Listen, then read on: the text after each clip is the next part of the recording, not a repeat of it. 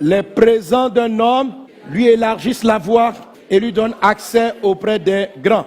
Si vous lisez ce texte comme ça, vous avez l'impression que, est-ce qu'il n'est pas en train de parler de la corruption? C'est-à-dire qu'il faut payer les grands et puis ils vont te donner accès. C'est pas de ça qu'il parle. D'abord, comprenez que la personne dont il est question n'a pas accès aux grands. Grands, ça veut dire les positions élevées. Ça veut dire traiter avec ceux qui ont le pouvoir. C'est-à-dire des gens qui ont la capacité de décision, vous ouvrent leurs portes et viennent à votre secours, viennent vous aider. Et il y a des gens qui ont un type de faveur et moi je crois que Dieu m'a fait bénéficier de cela. Vous savez, plus j'étudie les bénédictions, je dis Seigneur, c'est trop puissant la bénédiction d'Abraham. Quand vous êtes coincé, vous voyez des gens qui s'élèvent. Par exemple, la plupart des pays où je vais faire les croisades, je n'ai pas de demande officielle pour rencontrer les chefs d'État. Je me dis, j'allais faire ma croisade et puis je vais partir. Mais ces dernières années, en Centrafrique, par 2 fois, j'arrive, accès au chef de l'État, accès au Premier ministre. Mais comment ces faveurs-là sont données? Je me dis, c'est un autre secret. Ce n'est pas seulement ta vie de prière.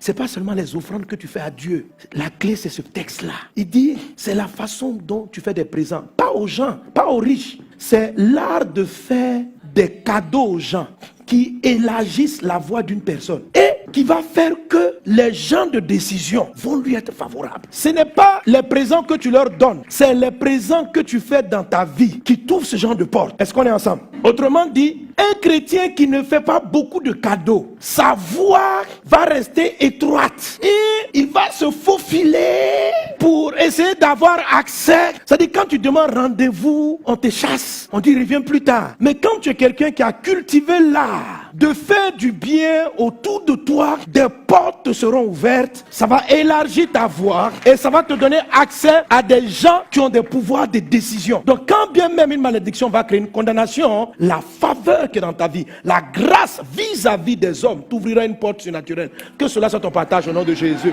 Et la Bible dit c'est les présents. C'est quoi les présents? Les présents, ce sont des dons, ce sont des cadeaux, ce sont des grâces qu'on accorde à d'autres personnes. Un présent, c'est un don immérité. Lorsque un don est mérité, c'est pas un cadeau, c'est un salaire. Vous me suivez? Si tu dis à ton enfant, si tu travailles bien, je vais t'acheter ce jouet, c'est pas trop un cadeau. L'enfant le mérite. Ok? Dans la vie, il y a ce qu'on appelle des salaires. Le cadeau, il est toujours normalement immérité. C'est-à-dire, c'est une décision délibérée que tu prends de faire plaisir à quelqu'un, au-delà même de son attente. Ce qu'on appelle la grâce, où Dieu vient t'ouvrir des portes, il te fait plaisir. Tu fournis un travail et puis Dieu te donne au-dessus. C'est un cadeau. Et la Bible dit, c'est par l'abondance de la grâce. C'est-à-dire, c'est les cadeaux comme ça de Dieu là, qui t'élèvent. Mais comment toi tu les actives? C'est là de donner aux gens. Donne aux gens, fais des dons aux gens qu'ils ne méritent pas d'avoir. Donne-leur au-delà. Quels sont les chrétiens qui ont des problèmes avec ce texte? Ce sont des gens qui donnent aux gens ce qu'ils méritent. Toujours. Si quelqu'un a travaillé pour toi et que son travail mérite 50 000, si tu as trop fait, c'est 55 000. Le jour, on va te demander,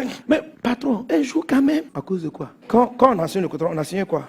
Dis-moi, non, on a signé quoi? Patron, non, on a signé 50 000. Mais vraiment, c'est difficile en ce moment. Non, il ne faut pas m'énerver. Tu vois, tu es juste. Ce que tu fais, c'est de la justice. Tu es correct. Tu donnes aux gens ce qu'ils méritent. Tu n'es pas méchant. Tu ne vas pas donner moins que ce qu'ils méritent. Ce que tu as promis, c'est ce que tu fais. En fait, quand tu fais comme ça, Dieu aussi est comme ça avec toi. Il te donne ce que tu mérites, quoi. Voilà. Ce que tu as travaillé pour avoir là, c'est ce qu'on va te donner. On ne va pas te donner au-delà. Est-ce que quelqu'un est avec moi? Alléluia. Le présent, c'est le gars, tu dois lui payer 50 000. Et puis tu te lèves. Tu dis, mon ami, viens prendre ton salaire. Puis tu sais une enveloppe. Quand il l'ouvre, 300 000 francs. Vous voyez la réaction des gens, non? Il y a quelques personnes qui ont crié Amen. Mais la plupart des gens ont dit. Ça veut dire quoi? De 50 000 à 300 000, pasteur, au moins 100 000 c'est bon. Tu as vu? C'est comme ça que tu penses et c'est ce que Dieu fait avec toi. Parce que toi, on ne peut pas faire 10 fois plus. 10 fois plus, c'est exagéré quand même. 2 fois plus au moins, mais de 50 000 à 300. Hein? Donc quand toi aussi tu veux les grâces là, on parle pareil sur ton cas. Si tu as trop reçu, tu reçois le double de ce que tu as semé. Non, faites des présents, surprenez les gens, faites du bien aux gens. Je n'ai pas dit de le faire tout le temps. Si quelqu'un mérite un salaire de 50 000, que tous les jours tu lui donnes 300 000, il va finir par croire que c'est son salaire. Non, non, non. Régulièrement, 50 000. Et puis un jour, 500 000. Patron, pourquoi? Non, j'ai eu à cœur de te donner ça. Mais qu'est-ce que j'ai fait? J'ai bien travaillé? Non, non, non, non. Tu es là. J'ai voulu bénir Dieu parce que tu es là. C'est une faveur de t'avoir. 500 000. Et puis il est là. Patron, vous n'avez pas aidé. Ça règle tellement de prix. Il va commencer à pleurer. Pourquoi? Non, comme ça. 500 000 aujourd'hui. Pour 50 000. Ça, la Bible dit, c'est ce qui donne la grâce vis-à-vis des hommes. Et si vous faites ça quelquefois, Dieu va activer tous les grands en votre faveur. Les gens ne pourront pas vous toucher. Mes amis, ça marche. Personnellement, c'est quelque chose que je cultive beaucoup. Une fois, ça fait un bon moment de cela, hein, j'étais à un arrêt de bus. Je m'apprêtais à prendre le transport pour rentrer à la maison, qui était à plusieurs kilomètres. Et puis il y a un enfant qui s'est approché, en haillon, un enfant de la rue, et qui est venu qui m'a demandé, tonton, j'ai faim. Il me restait juste 500 francs. Mon dernier billet. Mais c'était avant la dévaluation. Hein. Avant la dévaluation, 500 francs, c'est puissant. Je regarde autour de moi, il n'y avait pas quelqu'un qui pouvait me faire la monnaie. Je l'ai regardé. Puis je lui ai donné les 500. Et moi, j'allais marcher, hein, plusieurs kilomètres pour rentrer à la maison. Puis je lui ai donné tous les 500. L'enfant, quand il a pris, il a ouvert, puis il a regardé. Il a commencé à pleurer. Et il a criait.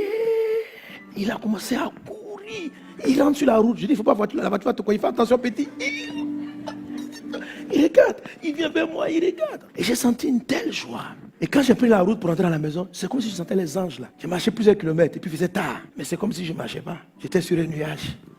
Est-ce que tu es quelqu'un comme ça? Est-ce que tu donnes aux gens ce que tout le monde mérite? Combien de fois tu surprends? Je ne parle pas de tes proches, ta famille, tes enfants. Est-ce que tu peux venir comme ça? Quelqu'un a fait un travail pour toi. Le plombier a fini de travailler. C'est 5 000 francs son salaire. Et puis tu viens, tu dis, bon, tiens, 50 000. Les gens ont des problèmes pour faire des choses pareilles parce qu'ils regardent toujours ce qu'ils perdent. Tu sais, pour être prospère selon Dieu, il ne faut pas regarder ce que tu perds. Parce que tu vois l'argent qui va quitter ta poche. Il ne faut pas regarder ce que tu perds. Si tu veux aller loin, regarde ce qui est gagné. Qu'est-ce que tu gagnes? Tu gagnes la joie des gens. Et ça là, ça t'ouvre des portes dans la vie. Et tu vas voir, les gens vont te surprendre. Tu as fini de répondre à un marché. Le monsieur dit, monsieur, tellement votre travail est bien fait. On devait te payer 300 000 francs. Le monsieur dit 3 millions. Et puis dorénavant, tous les marchés sont à vous. Tu dis, mais je ne comprends pas. Je suis en concurrence avec de grosses entreprises. Tu vas te rendre compte que même quand tu n'as pas de parents haut placés et que les gens qui sont là ne te connaissent pas, à cause de cette culture, à cause de la manière dont tu traites le petit mécanicien, tu traites le petit plombier, cette habitude-là va t'ouvrir les portes. Jésus-Christ croissait en grâce devant Dieu et devant les hommes. Ça, c'est le dernier élément pour maximiser les opportunités et neutraliser la malchance. Cette semaine, fais du bien à quelqu'un. Cultive l'art de faire du bien à quelqu'un. Cultive l'art de faire des présents.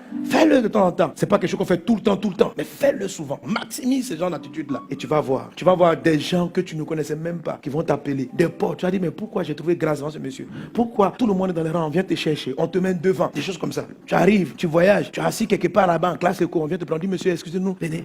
Tu regardes, tu es assis en première classe, tu es avec les gens. Moi-même, je dors à côté du ministre. Tu n'as aucune idée. C'est Dieu. Quand Dieu approuve les voies d'une personne, il dispose tout en sa faveur. Que la grâce et la paix du Seigneur soient avec toi. Que cette parole porte du fruit dans ta vie au nom de Jésus.